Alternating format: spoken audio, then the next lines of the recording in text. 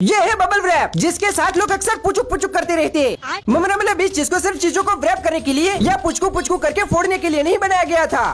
दरअसल इस चीज का इन्वेंशन अल्फ्रेड फील्डिंग और मार्क चावनिस ने 1997 में दीवारों पर लगाए जाने वाले 3D वॉलपेपर के पर्पज से किया था। लेकिन क्योंकि तब उनका ये आइडिया बबल रैप के अंदर भरी हुई हवा की तरह फूस हो गया, इसीलिए उन्होंने सोचा कि अब से वो इस चीज का इस्तेमाल एग्रीकल्चर में करेंगे। और ये चीज तो तुम्हें भी पता है कि उनका ये आइडिया यहाँ पर भी फूस हो गया, क्योंकि फिर तभी तो उन्होंने ये सोचा ना कि क्योंकि इसके अंदर एयर बबल बने हुए हैं, इसीलिए हम इस चीज का इस्तेमाल किसी भी चीज को रैप करके उसे प्रोटेक्ट करने के लिए भी तो कर सकते हैं ना, और पुचुक पुचुक करने के लिए भी। अगर तुम भी लड़कियों के सामने ये हरकतें करते हो तो खबरदार। मगर क्यों? क्योंकि सच बताऊं ना, अकॉर्डिंग टू साइकोलॉजी, जब भी तुम किसी लड़की की बात को ध्यान से नहीं सुनते हो या उसकी बात को इग्नोर कर देते हो, तो उस छोटी सी चीज की वजह से भी ज्यादातर लड़कियों को बहुत ही ज्यादा गुस्सा आ जाता है। अगर वो तुम्हें अपना कोई दुख दर्द बता रही है और तुम बिना मांगे उसे एडवाइस देने लग जाते हो, तो भी लड़कियों को बहुत ही ज्यादा बुरा या गुस्सा आ जाता है, क्योंकि वो तुम्हारे पास सिर्फ कान सुनने वाला कान बोला मैंने, तो उसी कान को देखकर वो बस तुम्हें अपना दुख दर्द सुनाकर अपने दिल को हल्का करने के लिए आई होती है। लेकिन लड़कियों की इन्हीं छोटी छोटी चीजों को जब हमारा मर्द समाज नहीं समझ पाता, तो वो सीधा नील। और इसी वजह से भले ही तुम्हारी क्रश कोई भी हो, लेकिन अगर जैसे तैसे तुम यहाँ पर चले गए, तो भाई तुम अपनी क्रश के साथ तो शादी कर ही सकते हो, लेकिन साथ में चाहे तुम और कितनी भी लड़कियों से शादी क्यों ही ना कर लो, फिर भी तुम्हें टोकने वाला या रोकने वाला कोई भी नहीं होगा। मैं नहीं मानता। फिर तो तुम मत ही मान भाई, मुझे बताना ही नहीं है। मतलब जिस तरह से चमगादड़ का बच्चा रात के अंधेरे में भी बिल्कुल साफ साफ दिख सकता है, उसी तरह ये चीन का रहने वाला नंगा बच्चा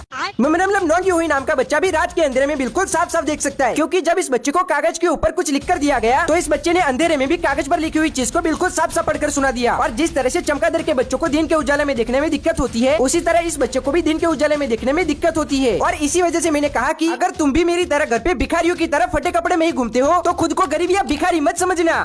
अबे तुम तो 2-3 हजार करोड़ के मालिक हो, मालिक।